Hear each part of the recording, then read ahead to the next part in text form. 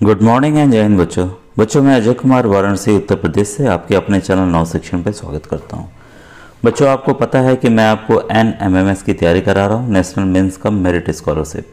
अभी भी कई बच्चे पूछ रहे हैं कि उत्तर प्रदेश का कब है या क्या है। बच्चों आप लोग जो पुराने वीडियोज़ डालता हूँ उसको ज़रूर देखा कीजिए, सब मैं जानकारी देता हूँ। उत्तर प्रदेश का बच्चों 13 नवंबर को है, पहले 6 को था। वैसे ही मध्य प्रदेश का 6 नवंबर को है, ठीक है। और आपका बिहार का 18 दिसंबर को है, क्योंकि फॉर्म अभी उनका निकला है। और 20 नवंबर को उत्तराखंड का है। तो इसी तरह से अन्य राज्यों के हैं। और बच्चों पूरा कोर्स मैंने देखा हुआ है, प्रश्नों में थोड़ा बहुत अंतर है लेकिन 90% बच्चों सेम है, ठीक है। लेकिन ये जो पैटर्न में अंतर है, केवल मैट के 90 प्रश्न आते हैं और सेट के भी 90 प्रश्न आते हैं, इसमें कोई अंतर नहीं है। विज्ञान सेट में विज्ञान के 35, सामाजिक अध्ययन के 35 और 20 गणित के, यही पैटर्न है। और मैट के तो 90 प्रश्न सेम है। तो बच्चों देखिए मैट की सीरीज़ मैंने लगभग कंप्लीट कर दी, एक आध बचा है, उसको भी मैं जल्द कंप्लीट कर दूंगा। और आपको पता है मैं अभी मॉडल पेपर आपको सॉल्व करा रहा हूँ। तो ये विनोद सर की बुक है, राघव प्रकाशन की, उनके जरिए करा रहा हूँ। राष्ट्रीय योग्यता आधारित छात्रवृत्ति परीक्षा की प्रैक्टिस सेट 1। तो अभी इसमें मैं पहले सबसे पहले गणित का करा रहा हूँ, इसके बाद बारी बारी से मैट का, फिर आपके सामाजिक अध्ययन का, विज्ञान का कराऊंगा बच्चों, ठीक है। आइए आज आगे के 10 सवाल बचे थे, काफ़ी लंबा वीडियो पिछला हो गया था। अब आगे के हम लोग 10 सवाल, आखिरी 10 सवाल देखते हैं। क्वेश्चन 171 है आपके सामने। ये देखिए चीज़ें ब्रैकेट में दी हुई हैं और इसका हमें क्या निकालना है, गुणात्मक प्रतिलोम। तो ये शब्द मैंने सब बताए हुए। अगर आपने संख्या पद्धति का मेरा वीडियो नहीं देखा है तो उसको कृपया देख लीजिए, क्योंकि ये सब चीज़ें मैं दोबारा नहीं बता सकता बच्चों, ठीक है। तो संख्या पद्धति पार्ट 1, पार्ट 2, पार्ट 3 मैंने बनाया हुआ है। तो एक और अभी इसके क्वेश्चंस और सॉल्व करा दूंगा, उससे आपका कॉन्सेप्ट क्लियर हो जाएगा। वैसे ही सभी चीज़ जो भी क्वेश्चंस आ रहे हैं, वर्ग के, घन के, सभी टॉपिक्स अभी जैसा जैसा समय मिलेगा मैं वैसे वैसे वीडियो बच्चों बनाता चला जाऊँगा, ठीक है। और आपको बताना चाहूँगा कि बच्चों जैसे आप जुड़े हैं तो मैं बच्चों नवोदय विद्यालय क्लास 6, ठीक है, और विद्या ज्ञान क्लास 6 की भी तैयारी बच्चों को कराता हूँ और मैं अपने स्कूल से बच्चों को निकालता भी हूँ, ठीक है। तो इसकी मैं पूरे पेपर्स को सॉल्व करके ऑलरेडी नवोदय विद्या ज्ञान का डाला हूँ और अभी इसके मॉडल पेपर्स अभी दूंगा, ठीक है। और आपको पता होगा कि जो विद्या ज्ञान की परीक्षा है वो 18 दिसंबर को है, जो कक्षा 5 में समय बच्चे पढ़ रहे हैं उनके लिए।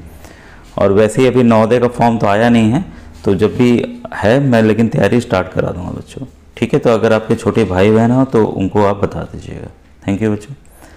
अब देखिए ये सवाल है गुणात्मक प्रतिलोम। पहले इसे हमें क्या करना होगा, ब्रैकेट में जो दिया है उसे हल करना होगा। तो हम कुछ नहीं, इसका लसा ले लेते हैं।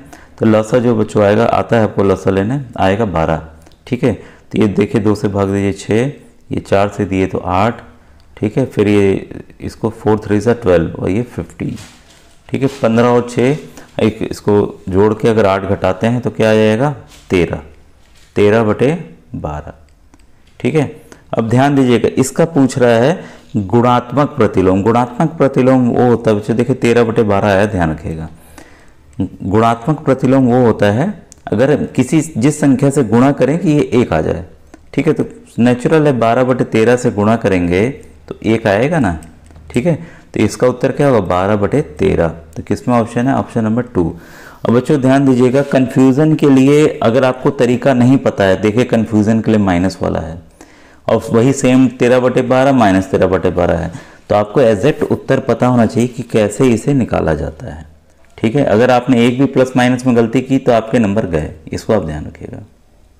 क्वेश्चन नंबर 172, इसमें देखिए 11.1 का वर्ग मतलब कि 11.1 को खुद से गुणा करना है। तो कई बच्चे दशमलव में घबरा जाते हैं, बिना दशमलव के आप गुणा कीजिए। तो बिना दशमलव के गुणा करेंगे तो बच्चों आएगा 1 2 3 2 1। अब करना क्या है, दशमलव कैसे देंगे, इधर से ही दशमलव कितने संख्या के बाद है, 1 संख्या के बाद, फिर इधर कितने संख्या के बाद है, 1 1 1 2, बस 2 के बाद आप इधर दशमलव दे दीजिए।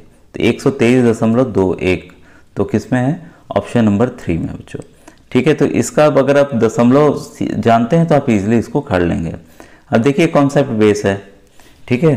तो इसका मूल्य क्या होगा, आपको मैंने फॉर्मूला बताया हुआ है संख्या पद्धति वाले में भी, इसीलिए देखिए वीडियो आपको क्यों कहता हूँ पुराने इस भी देखा कीजिए क्योंकि बच्चों अगर आपको कॉन्सेप्ट नहीं पता है तो आप कितना रटेंगे।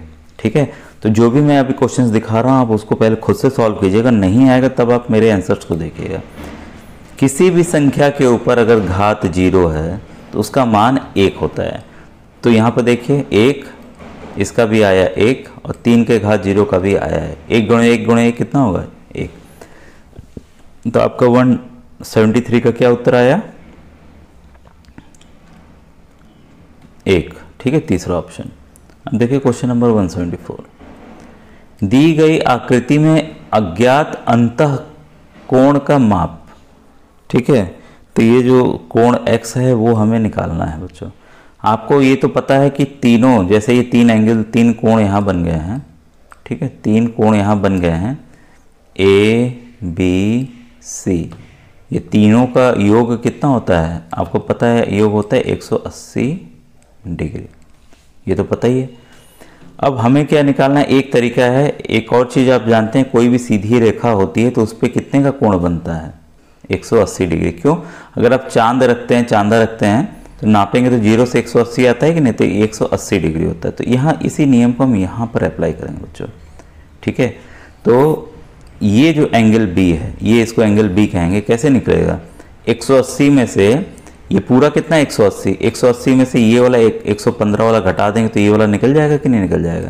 तो 180 में से 115 डिग्री हम घटा देते हैं तो आया 5, फिर यह 7 में से 1 गया 6, आया 65 डिग्री। तो ये हमें मिल गया, ये 65 डिग्री है। अब देखिए दो हमें पता चल गया, एंगल C पता चल गया, एंगल B पता चल गया, एंगल A निकालना है। तो यही वाला फॉर्मूला करना है, B और C को जोड़ लेते हैं। तो B और C को जोड़ लीजिए, कितना आया 5 और ये 11, 115 डिग्री। 115 किससे माइनस करेंगे, हमें पता है कि तीनों कोणों का योग 180 होता है, तो 180 में से इसको माइनस कर देते हैं। तो करेंगे तो कितना आएगा 65 डिग्री। ठीक है, तो ये कितना हो गया, ये भी 65 डिग्री आपका हो गया। तो इसका उत्तर क्या है C। अब ध्यान दीजिएगा, एक और चीज़ यहाँ सिखा देता हूँ, ये भी 65 डिग्री है। अब ये आपका आइसोसेलेस ट्रायंगल है, समद्विबाहु त्रिभुज। ठीक है, अब देखिए इसके जो सामने का साइड है ये और इसके ठीक सामने का साइड ये दोनों बराबर होंगे लंबाई में। ठीक है, तो ये नियम याद रखिए क्योंकि कई प्रश्नों में अभी हल करना हमें आना भी चाहिए, आते भी हैं। अब देखिए इसमें क्या करना है कि इसका हमें गुणा बताना है।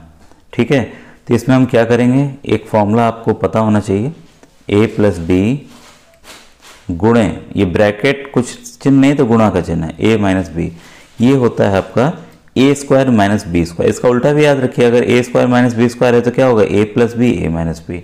ठीक है, तो इसी को हम अप्लाई करने जा रहे हैं। तो यहाँ हम देखते हैं A plus b A minus b, तो इसका वर्ग ले लें, x का स्क्वायर माइनस 3 का स्क्वायर। बस ये चीज़ सिमट के इतने में रह गई। ठीक है, एक्स स्क्वायर प्लस 9। अब देखिए यहाँ पर ये क्या हो, एक्स स्क्वायर माइनस 9, ये कितना हो गया एक्स स्क्वायर प्लस 9। फिर वही फॉर्मूला हम लगाएंगे, ए प्लस बी वाला और ए माइनस बी वाला, क्योंकि वही चीज़ है। तो इसका हमने क्या देखा था, ए स्क्वायर माइनस बी स्क्वायर। ठीक है, तो यही चीज़ फिर अप्लाई करें, ए स्क्वायर, तो ए खुद ही ए स्क्वायर है तो 2 से 2 को गुणा कर दिए 4 माइनस, अब ये देखिए 9 का हम लोग क्या करेंगे, वर्ग लेंगे, 9 का वर्ग होता है 81, x to the power x के घात 4 माइनस 81। ठीक है, तो ये किस ऑप्शन में है, एक्स के घात 4 माइनस 81। अब देखिए यहाँ प्लस भी दिया हुआ है, तो जो बच्चे अगर थोड़ा सा भी अगर उनको नहीं आता रहेगा तो उनका ये सवाल गलत हो जाएगा बच्चों। ठीक है, हम देखिए क्वेश्चन नंबर 176। 14 सेंटीमीटर व्यास की एक गोलाकार डिस्क की परिधि। अब देखिए सिंपल है, इसको सर्किल का आपको कॉन्सेप्ट पता होना चाहिए, वृत्त है। ठीक है, ये इसका रेडियस है और ये पूरा क्या हो गया, व्यास हो गया। ये कितना है, 14 सेमी है। तो अगर ये 14 सेमी है तो इसकी त्रिज्या जो है r जो है वो कितनी होगी, इसकी आधी होती है, तो 2 से भाग दे दिए, कितना आया 7 सेमी। ठीक है, अब परिधि का क्या फॉर्मूला है, पाई 2 पाई r। ठीक है, इसमें हम फॉर्मूला डाल देते हैं, 2 गुणे पाई की वैल्यू क्या होती है 22/7, r कितनी हो गई 7 हो गई, 7 से 60 कटा, 22 दूनी 44 सेंटीमीटर। ठीक है, तो 44 सेमी इसका उत्तर आ गया बच्चों। तो आंसर क्या है, ऑप्शन नंबर 2। क्लियर है। अब देखिए क्वेश्चन नंबर 177। यदि एक समचतुर्भुज के विकर्णों की लंबाई 48 सेमी तथा 20 सेमी है तो उस समचतुर्भुज का परिमाप होगा। अब ये देखिए बच्चों रोम्बस है, ठीक है, तो रोम्बस में ध्यान रखिएगा एक का अगर 48 है, मान लीजिए पूरा जो विकर्ण है ये 48 है और ये आपका मान लीजिए 20 है, ठीक है, तो ये आधा आधा बढ़ते हैं, ये 20 है तो ये 10 ये 10, वैसे ये वाला 24 ये वाला 24, तो हम एक को किसी को लेंगे, हमें क्या निकालना है इसका परिमाप, परिमाप मतलब सभी का जोड़ निकालना है, सभी का जोड़ निकालना है। अब ये कौन सा त्रिभुज है आपको पता है, ये समकोण त्रिभुज है। अब हमें पता चल गया ये 24 है, ये 24 है, ये पाइथागोरस थ्योरम हम लगाएंगे एच स्क्वायर वाला। एच स्क्वायर बराबर क्या होता है, perpendicular square plus base square, ठीक है, तो इसी फॉर्मूला को हम लगाने जा रहे हैं, ठीक है। तो हमने ले लिया 24 का स्क्वायर प्लस आपका 10 का स्क्वायर। 24 का स्क्वायर होता है बच्चों 576 और 100 का हो गया, 10 का हो गया 100, तो कितना हो गया 676। अगर एच स्क्वायर का ये हटाना है, हमें इसका वर्ग हटाना है तो इसको स्क्वायर रूट में लेना होगा, तो एच बराबर हाइपोटेन्यूज बराबर इसका स्क्वायर रूट, ये होता है 26 का वर्गमूल है, इसका जो वर्ग है वर्गमूल होगा 676 का आएगा 26, क्योंकि 26 गुणे 26 कितना होता है 676। तो अब हमें पता चल गया कि भुजा, एक भुजा जो है ये वाली भुजा ए बी जो है वो है 26 और चारों भुजाएं बराबर होती हैं, तो क्या करेंगे 26 गुणे 4 कितना हो जाएगा 104। 104 इसका सेमी इसका उत्तर है बच्चों, परिमाप है, ठीक है। तो देखें 104 सेमी किस में है, तीसरे में बच्चों, ठीक है। क्लियर हुआ, बस आपको फॉर्मूला पता होना चाहिए था कैसे करना था और इसका क्या नियम है समचतुर्भुज का, रम्बस का। अब देखिए ये वाला बच्चों आपने किया होगा इस तरह के सवाल, दी गई आकृति में x और y कोणों का माप क्रमशः क्या होगा। अब ये बताइए ये दोनों एक दूसरे के अपोजिट हैं, ठीक है, ठीक सामने है, तो ये कितना होगा 55 होगा, ठीक है, ये कितना होगा 55 होगा। अब देखिए ये आपको नियम मैंने अभी जस्ट बताया कि सीधी कोई रेखा है तो 180 डिग्री का कोण होता है, तो y कितना होगा 180 माइनस 55, 180 माइनस 55 तो कितना आ गया 125 डिग्री, ठीक है। तो हमें क्या पता चल गया, ये जो आपका y है वो 125 डिग्री है और x पहले ही पता चला है कितना है 55 डिग्री है, तो x का मान क्या हो गया 55 डिग्री, y का मान कितना हो गया 125 डिग्री। तो ये काफ़ी आसान था। अब देखिए क्वेश्चन नंबर 179, पंचभुज के आंतरिक कोण की माप क्या होती है।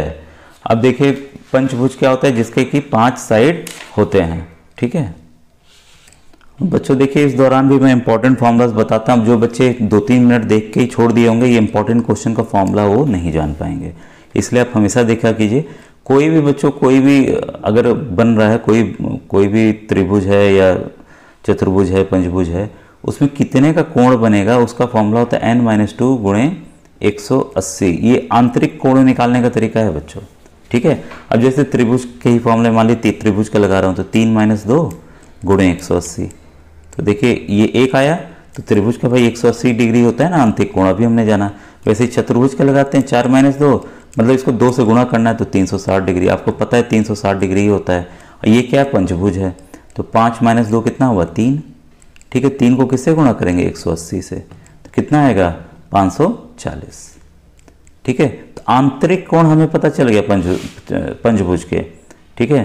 तो ये जो पूछ रहा है एक का कितना होगा, तो हमें क्या करना है 5 से भाग दे दीजिए, 5 से भाग देंगे कितना आएगा 108 डिग्री, ठीक है बच्चों। ये काफ़ी आसान था, तो इससे आप देखिए एक फॉर्मूला से ही आपने कई चीज़ें सीख ली।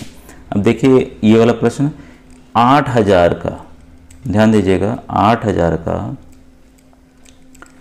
20% का 10% बराबर होगा। कई बच्चे घबरा जाते हैं, अरे भाई 2 बार प्रतिशत आ गया, अब हम क्या करें, ठीक है। तो इससे घबराना नहीं है, आपको बस उसी को उस तरीके से लिख देना है, ठीक है। ये देखिए 0 0 0 0 2 0 2 0 कट गया, बस इसको गुणा कर दीजिए, कितना आएगा 8 दूनी 16 160। तो इसका उत्तर क्या होगा दूसरा है बच्चों, ठीक है। तो ये बच्चों वीडियो ये गणित का कंप्लीट हुआ। इसके नेक्स्ट वीडियो में मैं मैथ या किसी और टॉपिक का ये पूरा प्रैक्टिस पेपर सॉल्व कराऊंगा। ऐसे बच्चों 5 प्रैक्टिस पेपर मैं अलग से सर की ही बुक से कंप्लीट कराने वाला हूँ बच्चों, ठीक है। Thank you very much.